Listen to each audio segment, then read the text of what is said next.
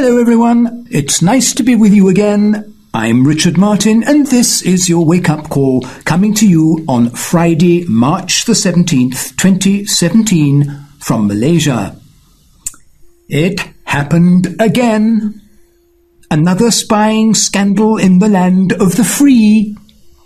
Last week, Wikileaks released 8,761 CIA documents detailing the agency's hacking of smartphones, routers, computers, and even televisions. And yes, the word is routers, not routers. Routing is what Andrew Jackson threatened to do to the Federal Reserve of the day, and did. So routers it is. These files reveal that the CIA can hack and has hacked devices that were supposedly secure. iPhones, iPads, and Android devices.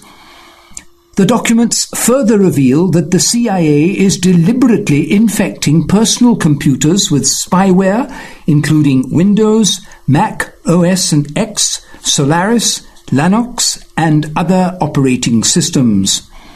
They're also hacking Wi-Fi routers to deploy software that monitors internet activity, and have even figured out how to bypass antivirus software so that their spyware cannot be detected.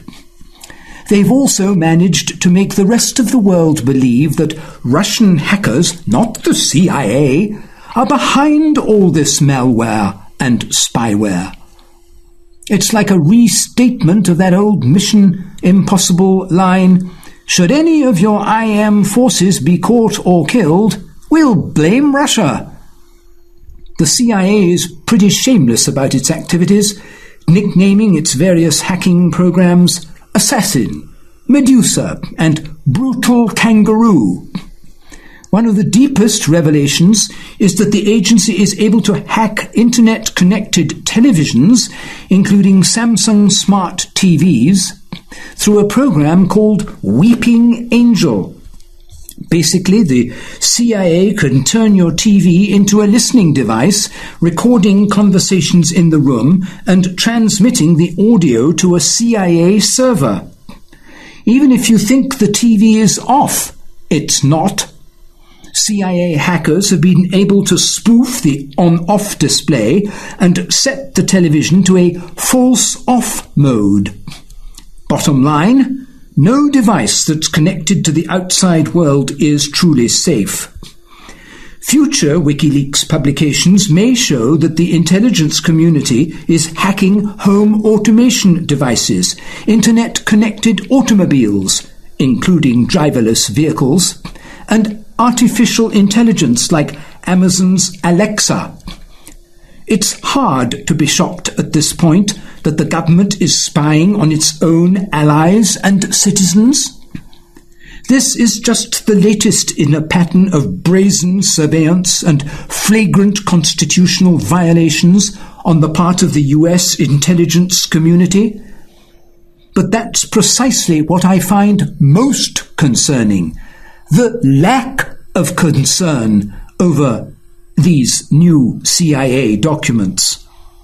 People have such a low expectation of their government now and have become so accustomed to the government routinely violating their civil liberties that there's hardly any public outrage anymore about these spying scandals. More importantly, the lack of concern is indicative of what freedom means in the land of the free today. Let me give you an example. Young people are traditionally the most politically charged activists in the country. But where are the protests across university campuses demanding freedom and privacy? It's not happening. That's because university students are too busy protesting against ideas they don't want to hear about. At Middlebury College last week, a small liberal arts school in Vermont, a small mob of student protesters physically assaulted a conservative speaker because his ideas offended them. They couldn't simply skip the lecture and allow interested students to attend. No, They had to engage in violent censorship, oppressing any idea that doesn't conform to their narrow agenda. The only thing these cry bullies are interested in hearing is apologetic white men grovelling over their privilege. This is the new reality in the land of the free. Freedom has deteriorated into some gender studies professor's socialist fantasy. Constitutionally guaranteed liberties have become irrelevant. Forget about free speech. Any intellectual dissent from the intolerant social justice view is now considered hate speech. The Fourth Amendment establishes the right of the people to be secure in their persons, houses, papers, and effects against unreasonable searches and seizures. But it's become a distant memory. Years ago, there would have been widespread disgust if a similar scandal had been exposed. Spying on citizens and allies? That's what the Soviet Union did, wasn't it? But today, everything else is more important. Transgender bathrooms, silencing hate speech, forcing elementary school children to feel guilty about their white privilege, political correctness in extremis. Everyone else but white people's lives matter. This is what dominates the social convention now in the land of the free. Privacy is no longer a Western value. After all, people narcissistically upload their entire lives to social media, as if anyone cares what they're having for dinner, so that Mark Zuckerberg can auction off our details to the highest bidder. And it's precisely this decline that I find most disturbing. Some people hold the idiotic belief that if I have nothing to hide, I have nothing to fear. This is dangerous logic for so many reasons. Even the use of the word hide is ridiculous, as if the fact that I don't upload pic photos of my nether regions to Instagram means that I'm hiding something. We all keep things private. It's why we wear clothing, don't discuss our personal finances in polite company, and worry when our social security number is stolen. But more importantly, if it doesn't matter that the CIA is monitoring people's most intimate moments, then does anything matter? They keep moving the line, probing deeper and deeper into our lives, and enveloping the nation into an Orwellian surveillance state. And it doesn't stop, because we're in the midst of a complete breakdown of Western values. Well, I received a very sweet email from listener Aurora the other day, and I'd like to read it to you. Hello, Mr. Martin. I would just like to write and tell you how much I appreciate all the effort you put into the wake-up call. Thank you so much for speaking the truth, no matter how difficult and unpopular it sometimes is. I've been listening to you since 2005. Really, you're like a part of the family, and my week is incomplete if I don't listen to your show, because I gain so much insight. By the end of this year, I will, God willing, be debt-free, and I look forward to contributing the full $70 that you ask of your listeners. I can think of no better way to invest some of my extra cash flow. Once again, thank you for all your efforts. And, by the way, whatever happened to Steve Kruger? Aurora, I've no idea. I haven't heard from Steve for years. I hope he's okay. He was my very first original supporter. He sent me a painting that he had made, dedicated to me and my show.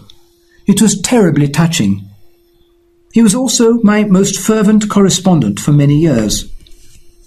Steve, if you're out there, please let us know. We miss you.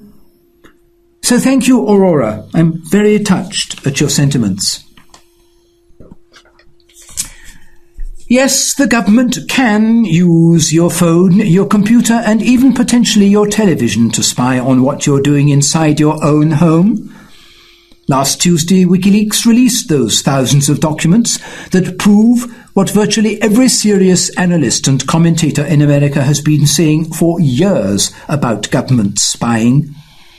I don't like to use the term conspiracy theorist because most conspiracy theorists are simply citizen journalists attempting to expose things that the mainstream media doesn't want to talk about. One of the things that the mainstream media has always been hesitant to address is the unconstitutional surveillance that US intelligence agencies systematically conduct on their own citizens. But now the mainstream media is being forced to talk about government surveillance because Wikileaks has just exposed it for all the world to see. According to Wikileaks, the CIA has been secretly running its very own private NSA with even less accountability and without publicly answering the question as to whether such a massive budgetary spend on duplicating the capabilities of a rival agency could be justified. It's known as the Central Intelligence Agency's Center for Cyber Intelligence, and it's produced, quote-unquote, more than 1,000 hacking systems, trojans, viruses, and other weaponized malware. In fact, the computer or phone that you are listening to on right now may be infected with one of their programs. The documents that were released by Wikileaks show that the government spooks can remotely take control of Apple iPhones, Google Android phones, Microsoft Windows operating systems, and Samsung smart televisions. Once in control of these devices, they can use them to spy on their owners. The ironic thing is that while Barack Obama and members of Congress have been accusing Russia of conducting cyber attacks, US intelligence agencies have probably been the biggest offenders of all. This is an absolutely massive scandal, and I truly hope that it gets the attention that it deserves in the days and weeks ahead. The following is a portion of the press release that Wikileaks issued last week. Quote, "Recently, the CIA lost control of the majority of its hacking arsenal, including malware, viruses, trojans, weaponized zero-day exploits, malware, remote control systems, and associated documentation. This extraordinary collection, which amounts to more than several 100 million lines of code, gives its possessor the entire hacking capacity of the CIA. The archive appears to have been circulated among former US government hackers and contractors in an unauthorized manner, one of whom has provided Wikileaks with portions of the archive." End of quote. Year Zero introduces the scope and direction of the CIA's global covert hacking program, its malware arsenal, and dozens of zero-day weaponized exploits against a wide range of US and European company products, including Apple's iPhone, Google's Android, and Microsoft's Windows, and even Samsung TVs, which are turned into covert microphones. Since 2001, the CIA has gained political and budgetary preeminence over the US National Security Agency, or NSA. The CIA found itself building not just its now infamous drone fleet, but a very different type of covert, globe-spanning force, its own substantial fleet of hackers. The agency's hacking division freed it from having to disclose its often controversial operations to the NSA, its primary bureaucratic rival, in order to draw on the NSA's hacking capacities. By the end of 2016, the CIA's hacking division, which formally falls under the agency's Center for Cyber Intelligence, or CCI, had over 5,000 registered users and had produced more than 1,000 hacking systems, trojans, viruses, and other weaponized malware. Such is the scale of the CIA's undertaking that by 2016 its hackers had used more code than that used to run Facebook. After learning about this, you can be forgiven for never looking at your smart TV the same way again. In fact, according to the documents that Wikileaks has given us, the CIA can even use your smart TV to spy on you when it appears to be turned off. A program dubbed Weeping Angel, after an episode of the popular British science TV fiction series Doctor Who, can set a Samsung smart TV into a fake off mode to fool the consumer into thinking the TV isn't recording room sounds, when in fact it still is. The conversations are then sent out via the user's server. The program was developed in conjunction with MI5, the British FBI equivalent of a domestic counterintelligence and security agency, according to the Wikileaks documents. If your phone has been infected by the CIA, they can remotely turn on the camera and microphone whenever they want and use the phone as a GPS locator to track you wherever you go. The following comes from USA Today, quote, CIA-created malware can penetrate and then control the operating systems for both Android and iPhone phones, allege the documents. This software would allow the agency to see the user's location, copy and transmit audio and text from the phone, and covertly turn on the phone's camera and microphone, and then send the resulting images or sound files to the agency. End of quote.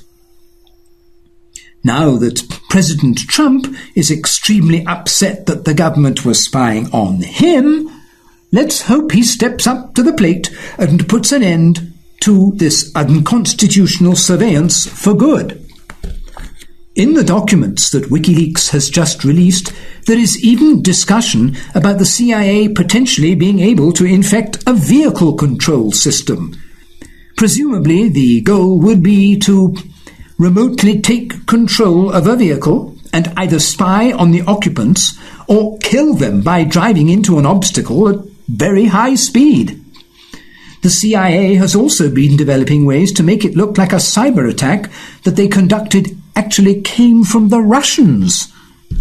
The following comes from an article by Jerome Corsi, quote, "The WikiLeaks Vault 7 drop of CIA cyber warfare documents contains the startling revelation that the CIA, under a project identified as Umbrage, maintained a substantial library of Russian cyber attack techniques stolen from malware produced in other states, including the Russian Federation. Of course, when it comes to violations of privacy, the NSA is even worse than the CIA. The NSA systematically collects all forms of digital communication and stores them in a giant data center out in Utah. So nothing that you do on a digital device is ever truly private." Quoting a 36-year veteran of the NSA named William Binney, "President Donald Trump is absolutely right to claim he was wiretapped and monitored," adding that the administration risks falling victim to further leaks if it continues to run afoul of the intelligence community. "I think the president is absolutely right. His phone calls, everything he did electronically was being monitored. Everyone's conversations are being monitored and stored." End of quote. Binney knows very well that all our conversations are systematically being monitored and stored because he helped build the systems that do it. Now that all of this is out in the open, America has two choices. It can end this unconstitutional surveillance and go back to being a nation that respects privacy, or it can allow all this to continue and keep heading down the road towards becoming a Big Brother surveillance society far worse than anything George Orwell ever warned about.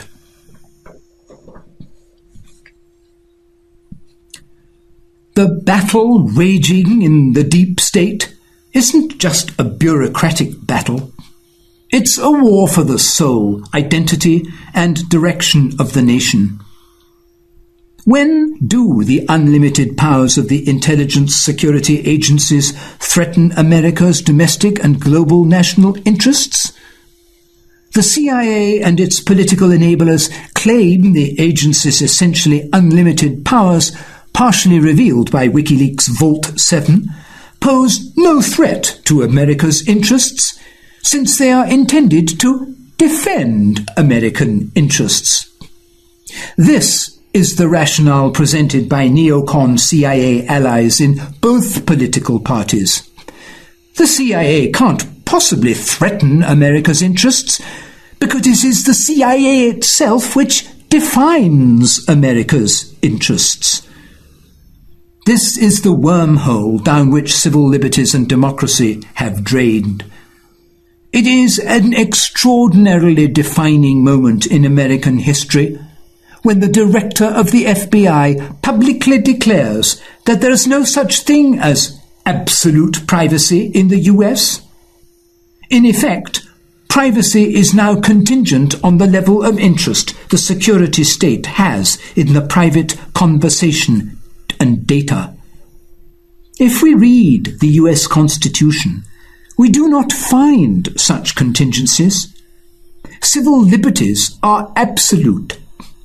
Post-1790 presidents have temporarily mooted civil liberties in time of war, and the CIA-led camp of the deep state has justified its unlimited powers by effectively declaring a state of war is now permanent and enduring. So what's left to defend if America has become the enemy of civil liberties and democracy, i.e. become a totalitarian state ruled by security services and their political henchmen and apologists? I have long suggested that the tectonic plates of the deep state are shifting as the ruling consensus has eroded. Some elements of the deep state, the progressive wing, which is, ironically to some, anchored in the military services, now view the neocon CIA, security state, Wall Street elements as profoundly dangerous to America's long-term interests, both domestically and globally.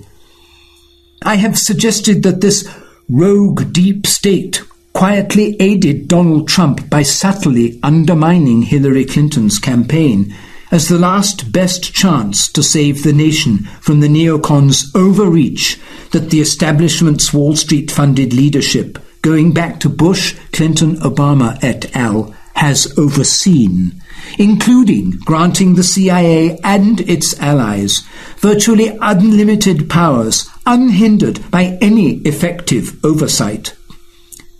This profound split in the deep state has now broken into open warfare. The first salvo was the absurd propaganda campaign led by establishment mouthpieces, the New York Times and the Washington Post, claiming Russian agents had hacked the US election to favor Trump.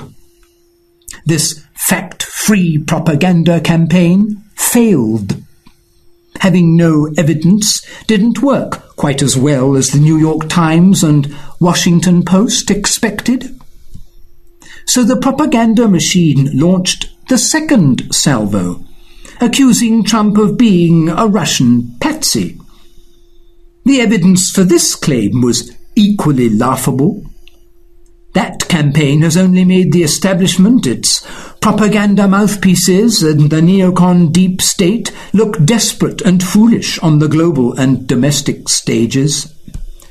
The desperate neocon deep state and its Democratic Party allies went to absurd lengths to undermine Trump via the Boris and Natasha strategy of accusing Trump of collaborating with the evil Ruskies, even going so far as to exhume former President G.W. Bush from deep freeze to make a fool of himself, saying the Trump evil Ruskies connection should be, quote-unquote, investigated.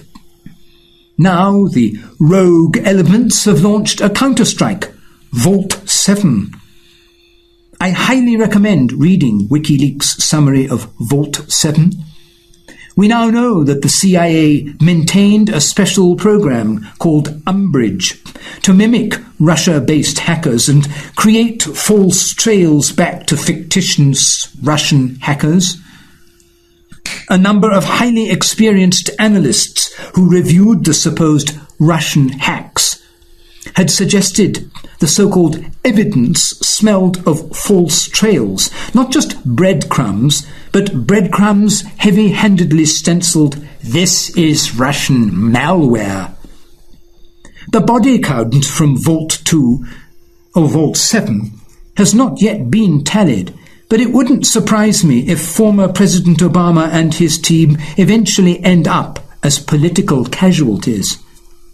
Non-partisan observers are noting all this overreach occurred on Obama's watch, and it hasn't gone unnoticed that one of Obama's last executive orders stripped away the last shreds of oversight over what could be, quote-unquote, shared, translation invented, between the security agencies. Indeed, the entire leadership of the Democratic Party seems to have placed all their chips on the increasingly absurd claim that the CIA is the squeaky clean defender of America. Vault 7 is not just political theatre. It highlights the core questions facing the nation. What is left to defend if civil liberties and democratically elected oversight have been reduced to Potemkin village travesties? If there are no limits on CIA powers and surveillance, what is left of civil liberties and democracy? The battle raging in the deep state isn't just a bureaucratic battle. It's a war for the sole identity and direction of the nation. Citizens who define America's interests as civil liberties and democracy should be deeply troubled by the establishment's surrender of these in favor of a national security state with essentially no limits. Americans tasked with defending America's interests globally and toxic to its influence should be asking if a CIA, NSA et al. With unlimited power is detrimental to America's soft and hard power globally and toxic to its influence. The answer is obvious. A CIA with unlimited power and the backing of a corrupt establishment and media is more than detrimental to America's soft and hard power globally. It is disastrous and potentially fatal to America's interests, standing, and influence.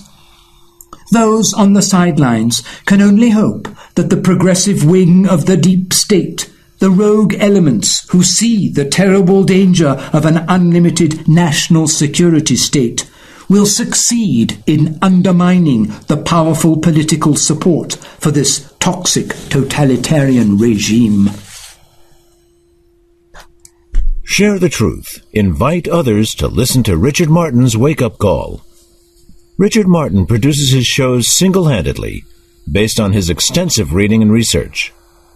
Every week, Richard gives you the facts with no spin, for you to make informed decisions on world events that will affect your life. Now, let's get back to today's show.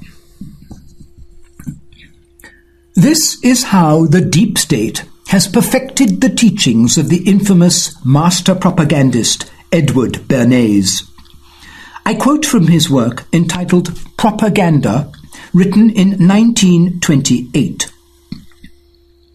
The conscious and intelligent manipulation of the organized habits and opinions of the masses is an important element in democratic society. Those who manipulate this unseen mechanism of society constitute an invisible government, which is the true ruling power of our country. We are governed, our minds are moulded, our tastes formed, our ideas suggested, largely by men we have never heard of. This is a logical result of the way in which our democratic society is organized. Vast numbers of human beings must cooperate in this manner if they are to live together as a smoothly functioning society. In almost every act of our daily lives, whether in the sphere of politics or business, in our social conduct or our ethical thinking, we are dominated by the relatively small number of persons who understand the mental processes and social patterns of the masses. It is they who pull the wires which control the public mind." End of quote. Of course, the pliable public has been convinced government debt doesn't matter because we owe it to ourselves, or some such nonsense. They have also been convinced by Madison Avenue maggots and Wall Street shysters that luxury automobiles, McMansions, Rolex watches, 72-inch home theatres, eye gadgets and a myriad of other essential material possessions purchased with debt actually constitute wealth.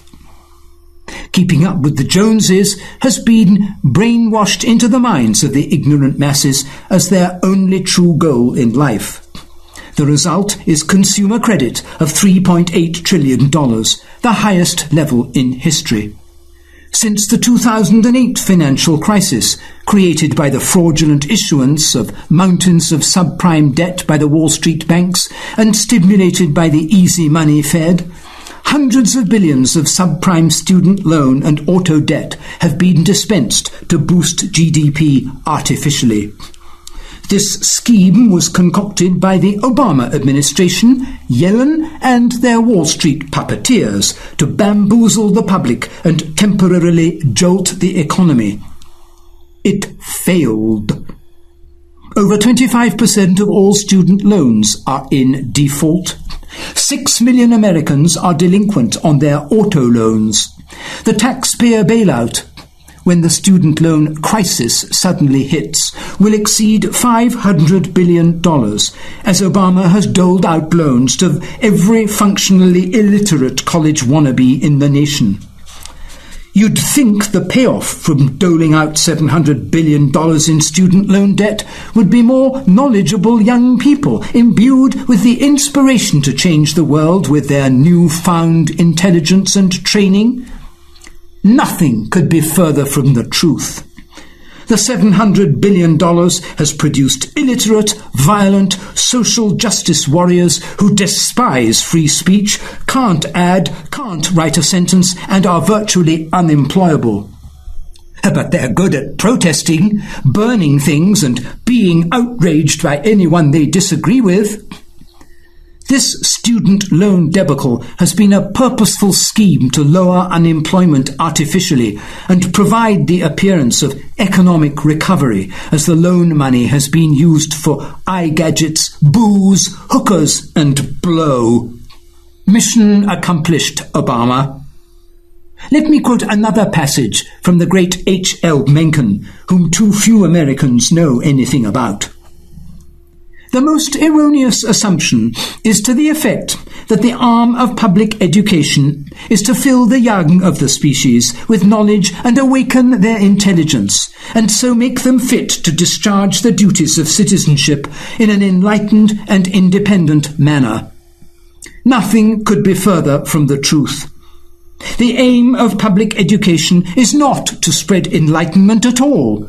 It is simply to reduce as many individuals as possible to the same safe level, to breed and train a standardized citizenry, to put down dissent and originality. That is its aim in the United States, whatever the pretensions of politicians, pedagogues, and other such mountebanks. And that is its aim everywhere else. End of quote. The one area of consumer credit which has not reached its previous bubble peak is credit card debt. After Wall Street wrote off $300 billion funded by taxpayer TARP funds, they began issuing credit cards like candy all over again. But consumers have been slower to whip out the plastic than during the pre-2008 days. That's why bricks and mortar retailers have closed thousands of stores, and why ghost malls across suburbia are the norm. So it begs the question as to why credit card debt has increased by $160 billion, that's up 20%, since its 2010 low. The answer is simple when you take into account the stagnant wages and rising cost of living documented earlier. Credit card defaults are so low because they are the only things sustaining millions of families across the country. The purveyors of credit on Wall Street have paid $321 billion in fines since 2008 without admitting guilt or having one executive jailed. In case you hadn't noticed, out of the goodness of their evil black hearts, they've convinced every level of government, every utility company, landlords and educational institutions to accept credit cards for payment. Before 2000, all these bills had to be paid with cash on hand. Now you can pay your IRS bill, real estate taxes, monthly cell phone bill, school tuition or rent with outrageous fees with a credit card at 15% interest. Nothing like turning a $2,500 real estate tax payment into a $4,000 real estate tax payment over time. It's the American way. Desperate households across the land aren't clinging to guns and Bibles. They're clinging to credit cards as their only lifeline in this falling empire of debt, deception and delusion. When the next inevitable financial crisis strikes unexpectedly, and even the low-paying, no-benefits Obama jobs disappear, even their 5 credit cards won't keep them from getting kicked out onto the street again. This isn't just my pessimistic doom persona rearing its ugly head, you know. My ponderings are based on common sense, an honest assessment of the real situation in your country, and an understanding of the ebbs and flows of history. H.L. Mencken had similar views on government and the American people during the last economic upheaval. Quote, "In the present case, it is a little inaccurate to say, I hate everything. I am strongly in favour of common sense, common honesty, and common decency. This makes me forever ineligible to any public office of trust or profit in the Republic. But I do not repine, for I am a subject of it only by force of arms." End of quote. Based on anecdotal and hard verifiable data, the average American family is in the midst of a recession, if not a depression. No amount of propaganda, misinformation, fake government data, or fake news can cover up the facts. Donald Trump was elected president not by a misogynist, white, racist, xenophobe, but by families, men and women, who have been screwed over by the establishment for decades and left impoverished, hopeless, and depressed. He won the election because radicals decided to send a message to the arrogant, evil, globalist ruling class that they are mad as hell and aren't going to take it anymore. Despair of the silent, normal majority is what propelled Trump to victory. Choices have consequences.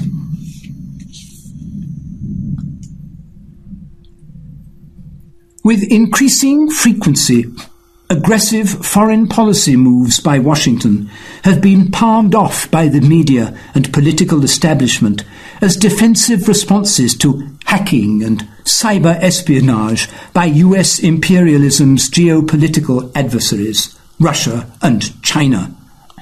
For months, news programs have been dominated by hysterical allegations that Russia hacked the Democratic National Committee in order to subvert the 2016 election.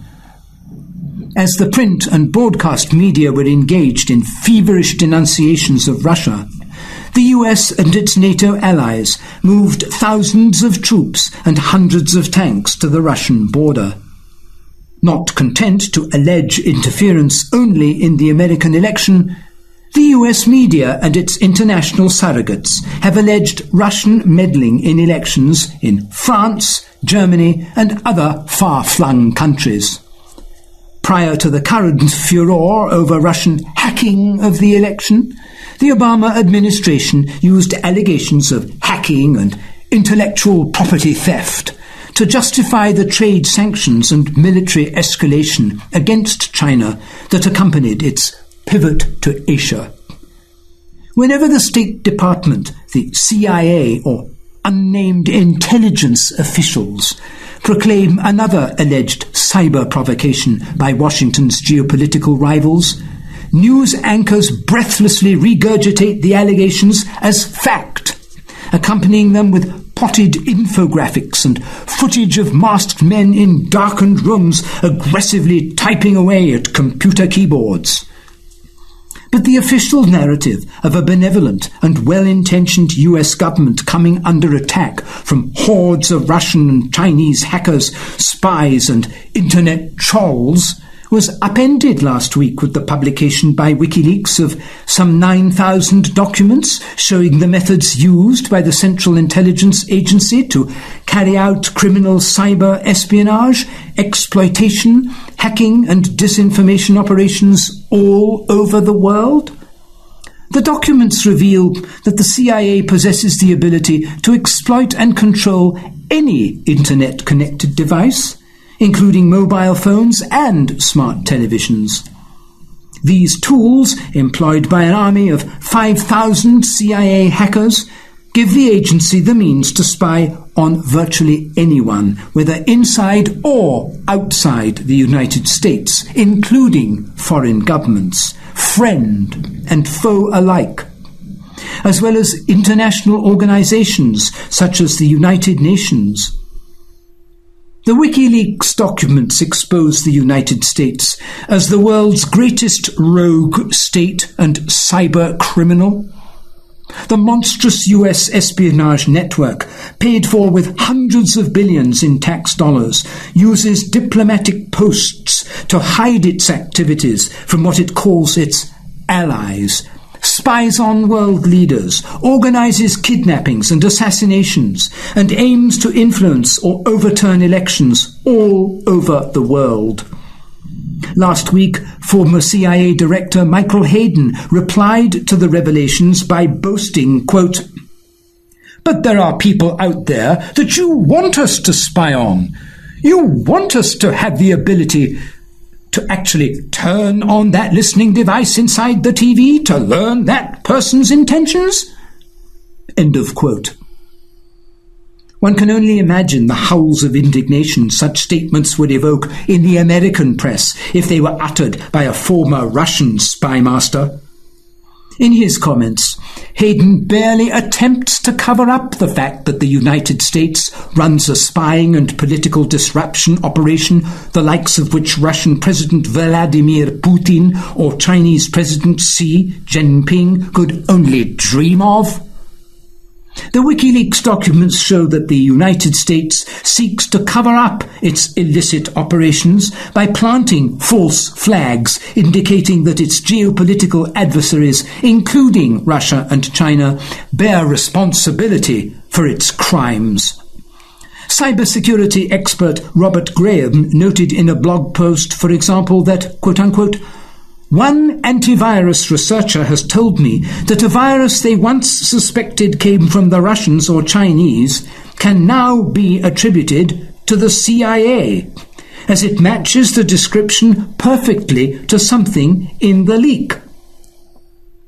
The revelations have already begun to reverberate around the world. German Foreign Ministry spokesman Sebastian Fischer said last week that Berlin was taking the revelations very seriously, adding, quote-unquote, "Issues of this kind emerge again and again." Meanwhile, Germany's chief prosecutor has announced an investigation into the contents of the documents, with a spokesperson telling Reuters, quote, "We will initiate an investigation to see if we see evidence of concrete criminal acts or specific perpetrators. We're looking at it very carefully." End of quote. The documents expose the CIA's use of the US consulate in Frankfurt, Germany, as a base for its spying and cyber operations throughout Europe, employing a network of intelligence personnel including CIA agents, NSA spies, military secret service personnel, and US Department of Homeland Security employees. Many of these operatives were provided with cover identities and diplomatic passports in order to hide their operations from the German and European governments. Last week's rebuke by the German government followed the revelations in 2013 by Edward Snowden that, quote-unquote, "unknown members of the US intelligence services spied on the mobile phone of Chancellor Angela Merkel," as Germany's top prosecutor put it in 2015. The US media, true to its function as a propaganda arm of the CIA and other intelligence agencies, immediately sprang into action to minimize the significance of the revelations and to accuse Russia, entirely without substantiation, of having released the documents in an effort to subvert US interests.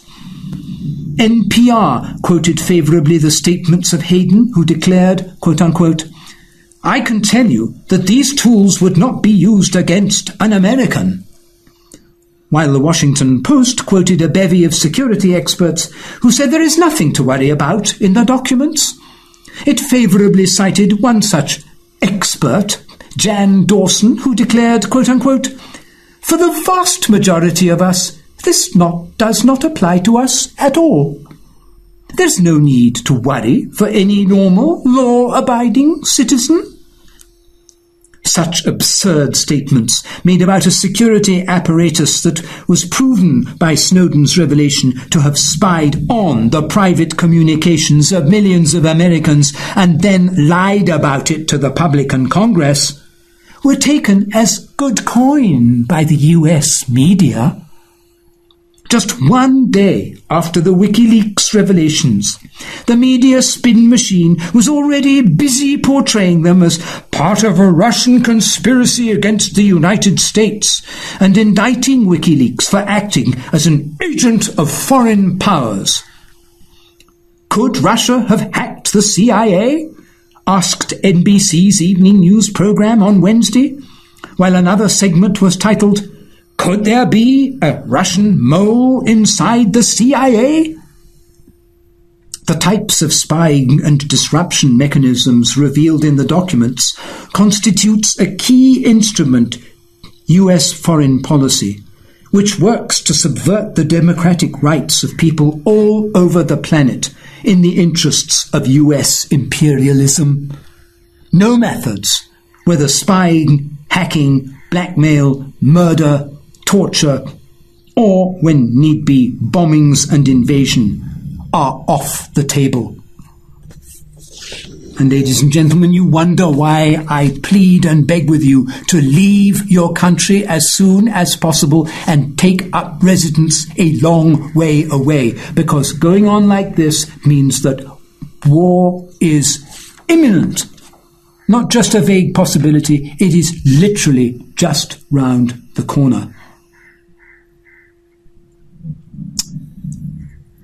Let me talk for a few moments about healthcare, seeing Obamacare Light has just made it to the light of day. There are two risks that every citizen of the United States shares. One, we can all lose the genetic lottery and find ourselves getting seriously ill or worse. Two, we can all lose the wrong place, wrong time lottery and find ourselves facing a significant or life-threatening injury.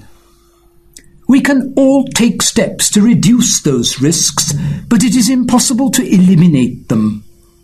On any given morning, every single person can wake up, feel a little off, and soon come to find they're sick.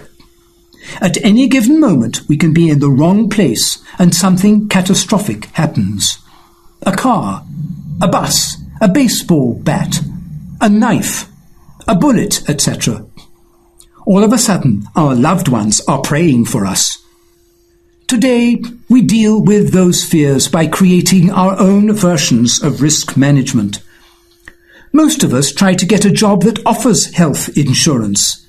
Even if it's a job we don't like, we realize that if we lose in either of these lotteries, we won't be able to afford the health care we need. Some of us do our best to afford the least expensive health care insurance with high deductibles and lie to ourselves that we will be able to save enough to cover the deductible, or we can keep enough open on our credit cards to survive a disaster. Unfortunately, when disaster hits, we rarely have enough. Some of us feel invincible and think it won't happen to us. Until it does. Not one single person in the country is immune to losing the genetic or randomness of life lottery. Not one. Doesn't matter if you are rich, poor, white, black, or whatever religion you may or may not believe in. We all have close to the same odds of getting ill or being in the wrong place at the wrong time. It's time we recognized these facts and dealt with them. Whether it's Medicaid or a new program, every single person in the country should be covered 100% for physical and mental illness and for any life-threatening injury. The premiums that Americans are paying to insurance companies as individuals or as company coverage for these significant risks should go from the insurance companies to the IRS. It's not hard to do the math. Every insurance company does this analysis already. The government does this analysis already. Americans would pay more in taxes, but its insurance and healthcare costs would disappear. There'd be no mandates. There'd be no individual penalties. No tax credits, no subsidies, no offsets or deductions for buying higher-end insurance. This will be single payer for chronic physical or mental illness or for any life-threatening injury. Everyone shares the same risks. Everyone should share the costs of those risks. The peace of mind this would bring to every family would make America stronger. I can assure you it won't reduce innovation in healthcare. Technology is going to continue to boom and change our future. No paperwork required. It is more humane, cost-effective, and fair than what anyone has proposed so far. So Britain's economy is being kept afloat by a quote-unquote unsustainable spending binge last seen just before the crash. A warning from the Treasury watchdog. The Independent Office of Budget Responsibility, or OBR, highlighted the danger of the savings ratio, quote-unquote, going negative for the first time since the middle of 2008. It means people are spending beyond their means on credit cards and by dipping into their savings to cope with an incomes squeeze. The last time there was a negative ratio was in the early part of 2008, which was followed by the financial crisis and the deepest recession since the Second World War. At a post-budget briefing, the OBR also highlighted the economic pain ahead, with disposable income per person forecast to fall by 0.7% in 2017. That meant households were poised to go further into debt, a total set to reach 153% of disposable income by 2022, up from 149% on the OBR's forecast in November. Meanwhile, the Resolution Foundation think tank said the average person would have £900 less in their pocket or purse in 2021 than was forecast a year ago. On the plunging savings ratio, Sir Charles Bean, a member of the OBR's Budget Responsibility Committee, said, quote, "The important thing is that is not sustainable. The savings ratio has fallen very substantially, back to the sort of level that we saw very early on in the financial crisis. Equally, there have been some households which have been running down their savings.